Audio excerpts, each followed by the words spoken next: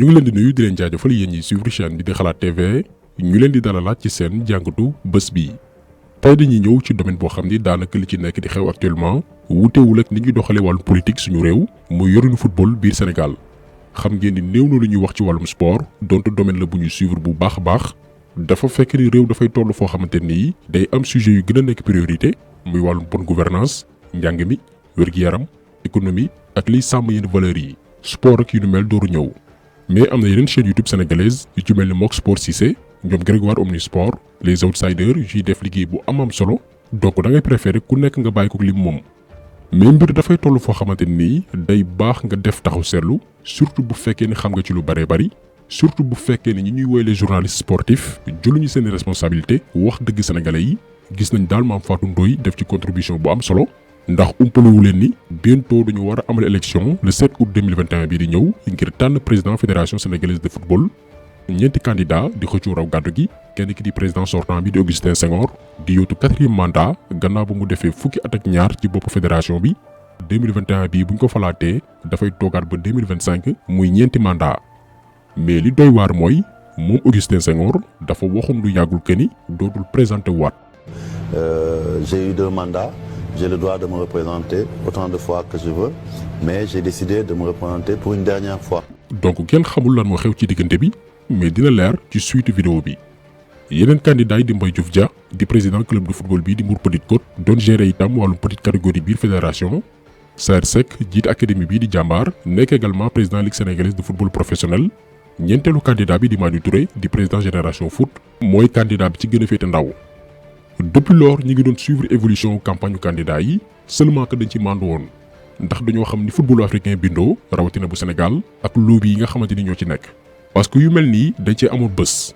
bi Augustin Senghor doon yóotu jiite CAF kuréel gi catu wàllum football biir Afrique dañoo defoon publication ñun ne Sénégal gépp dañ ko war a jàppale ndax dañoo gisoon ni comme que tàggat yaram la boo xamante ni faaw nga présent ci yenn kuréel yi am fa say doom occupé yenn ndombal tànk yu mag a mag yi. pour sa réew am poids bu muy représenté sur le plan continental et mondial parce que yéen ñëpp xam ngeen ni Sénégal dañ ko yàgg ata ñàkk ci football. lan moo ko waral parce que ci instance yi nga xamante ni ñoo gën a mag suñuy doom occupé wuñ fa yenn fonction yi ñu gisoon ni rempliroon na critères yëpp te loolu dina permettre sax moom Augustin Senghor mu daal di retiré wu ci football local bi bàyyi ko ak yeneen dirigeants yoo xamante ni ñoom aussi mérité nañ gérer football bu Sénégal di ko doxal. bi ñu defoon publication boobu noonu ñu bëree bëri ànduñ ci woon. finalement ñooñu ñu mujj am dëgg suñu kaw Augustin Senghor mujjul woon dem au bout de sa logique Maroc la ñu dem moom ak yeneen candidats yi tëgg fa seen benn deal mooy le protocole de Rabat bi ngeen doon dégg ñu ne Augustin Senghor da ngay retiré wu dañ lay def vice président Ahmed Ould Yaya di président fédération mauritanienne bu football yaay nekk 2e vice président Jacques Anouma nekkoon président fédération de football bu Côte d'Ivoire ñu ne ko yaay nekk conseiller spécial président bu bees bi ñu nar a fal Augustin Senghor. ñëwaatul yëgal ñu ñun sénégalais yi mu ñëwoon ne dafay présenté wu ngir jël CAF déedéet benn communiqué bu ndaw la ñu génneel loo xam ni sénégalais yu ci bëree bëri mënuñu koo lire beneen tekkoor yu dil muy Matar Ba le gouvernement bu Sénégal yónni ngir mu annoncé ko sénégalais yi ne Augustin Senghor bokkatul. Je voudrais vous entretenir brièvement du retrait de la candidature de Maître Augustin Senghor à la présidence de la CAF et qui vient d'être élu actuellement premier vice-président de la Confédération africaine de football. xam naa ñenn ñi daañu posé wu la question ndax football yegg na ci lobby yu am doole yi ba état yi di ci dugal seen loxo. bien sûr comme que FIFA di kuréel gi ceetu wàllu football ci àdduna gépp ak réew bi nga xam ne mooy Afrique du Sud dañoo amoon candidat buñ naan Patrice Motsepe ngir mu diriger CAF FIFA ci boppam moo mettre pression gouvernement bu Sénégal ngir mu wax Augustin Senghor mu retiré wu. mooy période bi fi Gianni Infantino ñëwee woon quelques jours avant élection yu CAF yi lii moo ko fi indi woon FIFA dafa amoon candidat am ba noppi forcé Sénégal mu retiré wu. mbir yu ni mel moo taxoon élection fédération sénégalaise de football ñu teyoon ci lool ndax njortoon nañ ni cay teg dil lay mujj. lan moo nekk di xew fan yi ñaar ci candidat yi muy Mbaye Diouf Dia ak Saër Seck dañoo décider rangé wu ci ginnaaw candidat wu système bi muy Augustin Senghor. Madi Touré di président génération foot moo ne moom dafay wëyal campagne am mais ñu ngi koy lalal ay ndëgg sërëx ba ci campagne bi muy amal mafia bi nga xam ne moo nekk ci football bi ñu ngi déggoo ak ay président de ligue yi nekk ci yeneen régions yi ngir ñu bañ a accueillir wala déglu Madi Touré pour que président club ya fa nekk bañ a xam programme bi mu namm yore football bu Sénégal loolu lépp daan ci ñëw. ñun nag xamuñu kuy Madi Touré mosuñ koo teg bët amuñu ak moom benn relation lenn daal xam nañ ko ci moom mooy créé na benn centre am samp académie di jàngal ay doomi jàmbur di leen former ci tàggat yaram donte business lay def football business bu rëy a rëy la mais au moins moom mi ngi def business mais bokkul ci businessman yi sàcc xaalisu askan wi di luubal ak lor ay doomi jàmbur lu ëpp téeméeri xale ak fanweer mu héberger leen di leen jàngal di leen dundal di leen former te seeni waajur duñu fay dërëm ba ñu bari tey génne nañ foofu noonu am teraangay àdduna bay dimbali seen askan Sadio Mané mii ci la bokk ancien international Babacar Gueye moom itam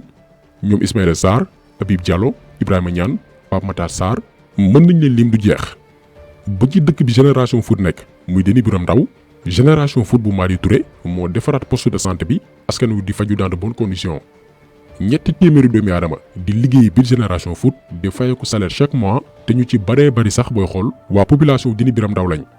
ba noppi daara yi nekk Denis Biram Ndaw yëpp Madi Touré jël leen en charge moo xam seen ndékki moo xam seen añ moo xam ni ñuy reeree bu ko defee heure yi xale yi daan yalwaan pour dund dañ koy jël di leen ci jàngal ay métier pour bu ñu wàcc alxuraan ba noppi mën a am ci li ñëngu kii mooy yóotu président fédération bi benn lobby bu ndaw a ndaw bëgg ko àtte ñàkkal di saboter campagne am parce que am na benn ponkal boo xamante ni dafa bëgg a toogaat te mooy candidat wu système bi ñu ne keneen ku àndut ak moom doo fi naa ne ñeex wax ji mooy bëgguñu élection am li ñu bëgg mooy képp ku annoncé woon sa candidature nga daal di retiré wu bootu ci ginnaaw Augustin Senghor ñun lii lañ ñu duñ ko seetaan daañu ko jébaane ba Sénégal yépp xam mafia bi nga xamante ni moo téye footballu Sénégal en otage te bëgguñu jàmmarloo bëgguñu concurrence bëgguñu ko leen diir mbagg. bu ñu jëlee nag kaw Augustin Senghor ñun personnellement duñu ne depuis ba mu nekkee ci boppu fédération bi dara baaxul déedéet parce que ñu bari bu ñu natt footballu Sénégal dañ koy yemale dong ci équipe nationale alors que mbir yi gën naa yaatu loolu duñ ne deful dara. pour comprendre loolu nag faaw nga remonter ci période bi muy jël fédération bi donte foofu aussi am na yeneen mbir yu ci amoon ndax en 2009 Augustin Senghor ak Malick Gakou jamono jooju Malick Gakou moo ne woon président Guédiawaye FC ñoom ñaar ñu doon xëccoo mais comme que Malick Gakou opposition la nekkoon AFP waa PDS def seeni lobby ba Augustin Senghor toog lii tamit benn petite histoire la boo xamante nii baax na sénégalais xam ko bi muy toog nag am na fu mu fekkoon footballu Sénégal équipe nationale toogee premier tour CAN 2008. Gambie éliminé ñu ci phase de qualification coupe du monde boo xamante ni Afrique lañ ko war a amalee pour la première fois championnat local bi boobu première division lañ doon wax pëccuxoo entre club yi moo fi amoon 3 petites catégories moo xam junior yi cadets yi kenn compétirul dara doxul ci football bu Sénégal crise bu doy waar ba dañu mujjoon tas fédération bi teg fi lu ñuy woowee CNF muy comité de normalisation du football Diagne Ndiaye jiite woon ko situation bii la fi Augustin Senghor fekkoon bi mu ñëwee mboolem catégorie football local yaa ngi compétir championnat bi bëreetul perturbation mi ngi am régulièrement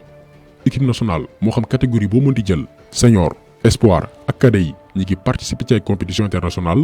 joué nañ fi Jeux olympiques delluwaat coupe du monde finale coupe d'Afrique petite catégorie équipe nationale yi di révéler chaque année ay talent donc même boo àndul ak moom da ngay nangu ne changement am na diggante 2009 bi mu jël fédération bi ak 2021 loolu fee la boo xamante nii duñ ko laam-laamee. léegi fan la problème yi nekk problème yi mooy dañoo am fédération boo xamante nii ñoom seen liggéey mooy sàmm intérêt football bu Sénégal politique taxu leen jóg waru fee nekk di protéger gouvernement ndax bu ñuy waxi résultat fédération la ñu njëkk a dut baaraam li koy firndeel mooy coowal stade yi juddu woon fan yële ñu ne Sénégal premier pays ci classement FIFA zone Afrique bi 22e mondial ñu ne mooy benn ci dëkk yi ëpp li muy produire ay talent gannaaw Brésil Argentine France Espagne ak ñoom Portugal mais dëkk boobu noonu waxuma la sax stade bu baax mais gazon bu normal pour dawal bal bi am jaay joxul jóob amuñu ko te ba li amee ñel la sénégalais njëkk a joxuñ baaraamu tuuma mooy fédération te pourtant newul ni fédération mooy tabax ay stade mais problème bi mooy fédération boobu noonu complice la par rapport ak njuuj njaaj yi nga xamante ni tutelam muy ministre des sports mi ngi koy def defoon nañ benn jàngat bu yaatu ci naka la Matar Ba di sàccee xaalis bi ñu war a defee ay stade benn xaritam bu ñu naan Bay Fay lay jël waa ji moom itam dem recruter ay maçon ci koñ bi ñu dëbb daaxe peinture inauguré ne ay milliards lañ ci def te yàlla xam ne ni defuñ ci 100 millions yu mat mais ba li lépp di xew ani Augustin Senghor bi nga xamante nii moom moo am responsabilité jëlee ay joueurs bitim réew indi leen Sénégal ne leen kaay leen représenter suñu drapeau réew ani Augustin Senghor bi am responsabilité di football lu ay joueurs locaux ci terrain yoo xamante ni baaxul weer ci ginnaaw lañ doon seetaan benn match AS Pikine Casa Sport mais attaquant AS Pikine bu ñu naan Landing Sagna ci benn action boo xamante ni kenn laalu ko la loxo bi glissé ci pelouse synthétique bi loxo bi damm automatiquement lan moo tax parce que pelouse synthétique compatible ak football professionnel yenn mouvement yi sax du ko mën a def en tant que joueur boo ko defee rek gaañu. Landing Sagna boobu noonu avant blessure bi stade bu ren mi ngi ko doon topp ku ne xam ne ni club européen yi buñ lay superviser di la topp même ak blessure bu ndaw a ndaw mën nañoo dellu ginnaaw. daloon na benn joueur jàmbaar bu ñu amoon yaakaar ñu koy woy Ousseynou Ndiaye benn ailier droit bu joué ci petite catégorie équipe nationale yëpp blessure moo ko tere woon signé ci benn club européen bu mag a mag. Landing Sagna bi ñu leen wax sànq te nga xam ne club bii di ren mi ko doon superviser di ko topp finalement national 2 bu France la mujj signé lu yàggul te mérité woon na jouer Ligue 1 ci kuy suivre championnat bu Sénégal xam potentiel bi joueur bi am. kon nga gis ni pelouse yu Sénégal yi dafay sax yàq ay carrière yu joueur di leen xañ ay contrat yu baax te bu ngeen seetloo pelouse yëpp daanaka synthétique la. synthétique yoo xamante ni FIFA recommandé wu ko am na gazon synthétique yu FIFA recommandé santaane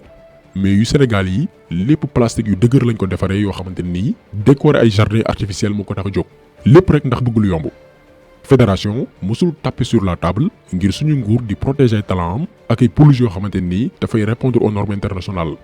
fédération dafa ni patt pataaral nekk complice Matar Ba te xam ne ni waa ji dafay sàcc xaalis bi ñu war a defaree ay stade lii la ñuy reproché Augustin Senghor. mooy protéger football bi protéger wu talent yi.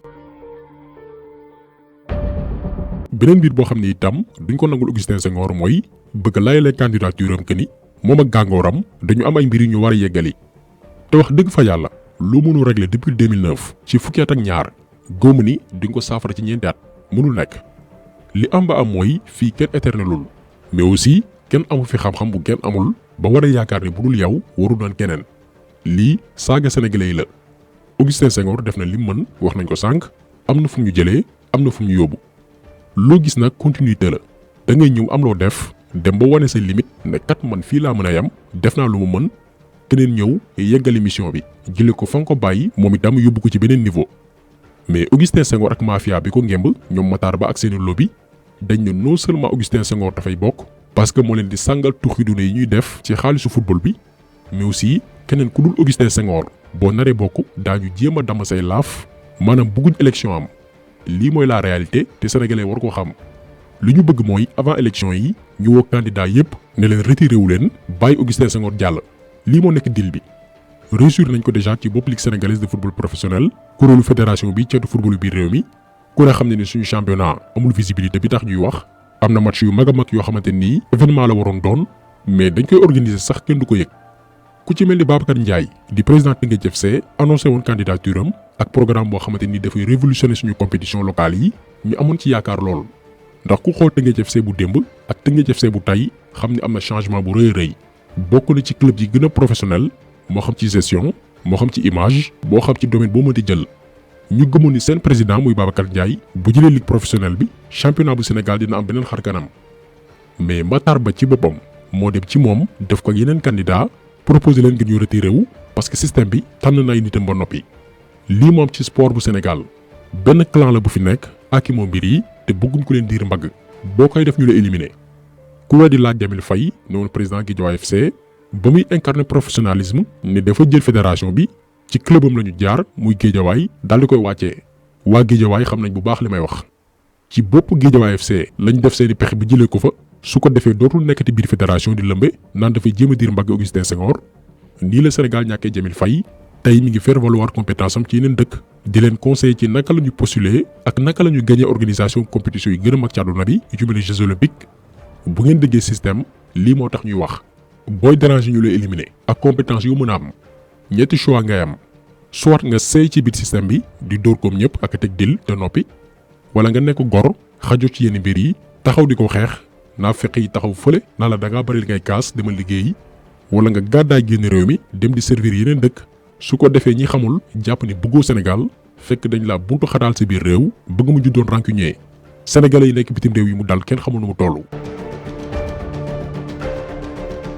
boo jëlee nag ko ci mel ni Madi Touré moom kenn mënul jaar ci clubam pour génne ko fédération parce que moom génération foot moo ko doxal ba mu yegg si fii tey lépp lu ñuy décider ci football bu Sénégal da ciy bokk yaakaaru leen dañuy tënk rek li mu namm ci football bu Sénégal. benn mooy yorin gu bees goo xamante ni fédération dafay sax recruter benn directeur général bu indépendant koo xam ni bokkul ci benn club appel à candidature la ñuy def ku mu intéressé te nga remplir critères yi nga déposer sa dossier gannaaw gi fekk soppi nañ texte fédération bi rax ci dolli sénégalais yi ñu leen di rendre compte ci xaalisu fédération maanaam da nga dugg ci seen site jot bépp xibaar en temps réel. ñaareel bi mooy fédération dootul wéeru ci état pour am xaalis dafay dem wuti ay partenaires di financer football bi boole ko ak benn stratégie de marketing boo xamante nii dafay jaay suñu compétition. daañu aussi tànn 5 régions Dakar Thiès Kaolack Saint-Louis ak Ziguinchor yeesal stade yi fa gën a mag ak ay gazon naturel su ko defee équipe nationale dootul yam rek Dakar ak Thiès mais tey équipe bi mën naa recevoir Saint-Louis suba Kaolack gannaaw suba Ziguinchor ba noppi stade yooyee ñu leen di gérer comme ni ñuy gérer ay entreprise ba bu weesu football bañ fay pratiquer dafay développer yeneen activités yoo xamante nii dafay jur xaalis di remplir keesu fédération. yeneen régions yi aussi daañu am ay stade de 10 000 places yoo xamante nii gazon synthétique yi FIFA recommandé lay doon. fédération bi tamit dafay am académie boppam comme jàmbaar ak génération foot maanaam centre bu yaatoo yaatu boo xam ni dafay détecter ay talent héberger leen di leen former su ko defee jour bu ñu jaay xaalis bi ci keesu fédération lay dugg académie fédérale boobu noonu Kédougou lañ ko namm implanté. football féminin bi aussi dañ koy gën a dooleel ba noppi pour jëmale kanam football local bi dañuy subventionné club yi ak benn caisse bu ñu naan fonds de solidarité. tey wax nañu programme bi expliqué naa leen les 7 points vous devez prendre vos responsabilités. Si vous voyez que ce programme est un programme réaliste et réalisable gis ne seen bopp vous votez pour moi. soo leen gisee beneen candidat bi ñëw andi leen programme ñoo xam ne programme moo gën voté leen ko. c'est pas l'histoire de Madi Touré man j'ai sillonné le Sénégal damay ñëw ne leen lii mën na nekk soo leen si gisee seen bopp nañu dem en tout cas nee naa leen ñeneen ñi toog nañ fi 12 ans ñi toog nañ fi 14 ans mais ñam leen ma pour 4 ans. donc ñoo ko déggandoo moom nee na nañu dem élection ku gaa yi tànn ñu teg la ci bopp fédération bi mais mafia bi nee nañ ñoom bëgguñ élection na ñëpp bootu ci ginnaaw Augustin Senghor vote bañ am ba su samedi 7 août 2021 su ko defee dañuy ñëw rek annoncé presse bi yépp que ni Augustin Senghor la ñu tànnaat ngir mu diriger footballu Sénégal ba 2025. lii mooy problème bi te Madi Touré àndul ci loolu moom nee na nañu dem élection comme ni ko texte yi waxee ku ñu tànn nga doxal mais comme que mënul luñ ko dara léegi ligue de football yi nekk ci région yi la ñuy woo ngir ñu bañ a déglu programme Madi Touré parce que bu su élection yi président club yi ñooy voté maanaam bu ñëwee ngir dérouler campagne am bu kenn teew nañ ko boycotté. def nañ ko mbir yu ni mel ba muy door campagne am Kolda président ligue bu Kolda ñu koy woo Yaya Baldé la ñu woo téléphone ne ko waxal président club yëpp ñu bañ a répondre appelu Madi Touré ndax àndul ci deal bi ñu ko tegal dañ ko proposé Bara Yego maanaam mu bootu ci ginnaaw Augustin Senghor mu bañ. donc lii na ko Sénégal yëpp xam ñun personnellement mënuñu ko woon noppi waale ndax jaay doole la banditisme la complot la ci ndodd millions de sénégalais yi nga xamante nii dañoo bëgg football te bu ñu sañoon Sénégal yegg fu sori mais dafa am benn groupe bu ñu jël en otage ba noppi nag taxaw temm ne kenn du opposé wu kenn du leen di mbagg lii moo nekk situation bi. kon taxaw solo bi tey loolu la woon ñu ngi leen di gërëm di leen jaajëfal di leen di daje incha allah beneen yoon ci beneen jàngat jaa ngeen jëf.